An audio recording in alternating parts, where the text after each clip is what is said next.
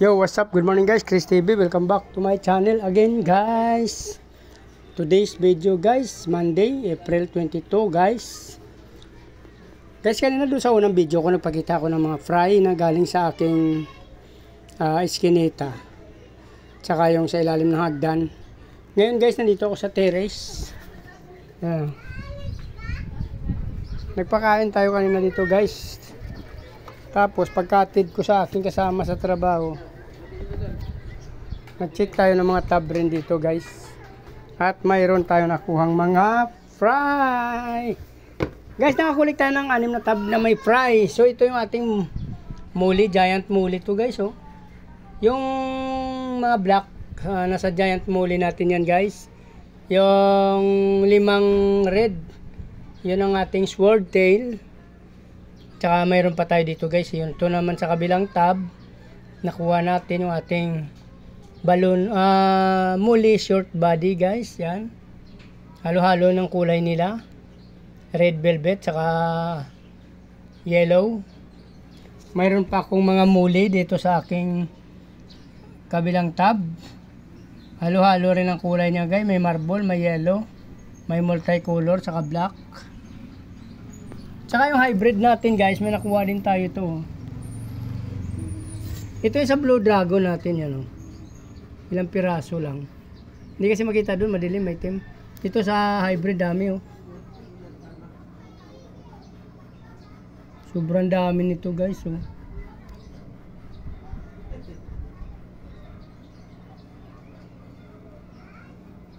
So, no, nakakulik tayo sa 6 na tab guys.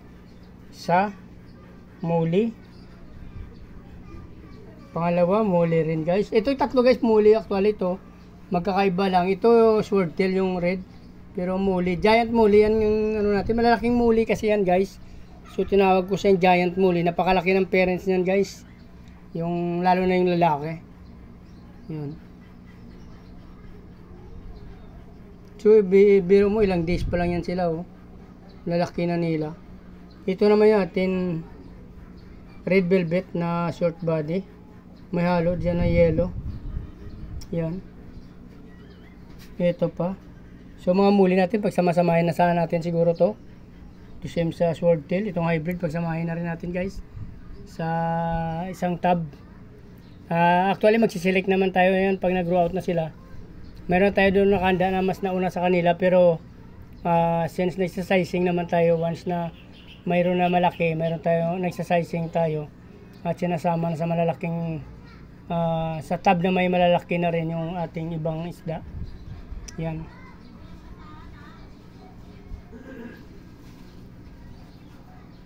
Ito guys ang ating Monday. Hindi tayo makapagbinta ngayon guys, hindi pa ako nagbibinta kasi mukhang masyado mainit minsan sa tanghali. Kawawa din ang mga fish. Kaya minsan pa nagbibinta ako. Baka tsaka lang hindi sa sweldo ngayon. Siguro Friday, Saturday, Sunday na lang tayo magbenta ulit. At saka actually hindi na natin sila tulad yung pag-display ko dati na pinagtatali at pinagbibitin-bitin sila kasi masyado mainit. So niloloblob na natin sila ngayon sa isang batya na may tubig guys pag nagbibenta na tayo. So dito na lang muna guys. Kung nagustuhan nyo yung video na to, please like, follow, subscribe sa aking YouTube channel guys, Chris TV. Sama nyo na rin notification bell para updated kayo sa video na in-upload natin araw-araw. Maraming salamat sa patuloy na panood at suporta sa aking video guys. Paki-follow nyo rin ang aking Facebook page, Chris Moliano guys. Maraming salamat at nais ko mabuhay kayo hanggang gusto nyo. Bye!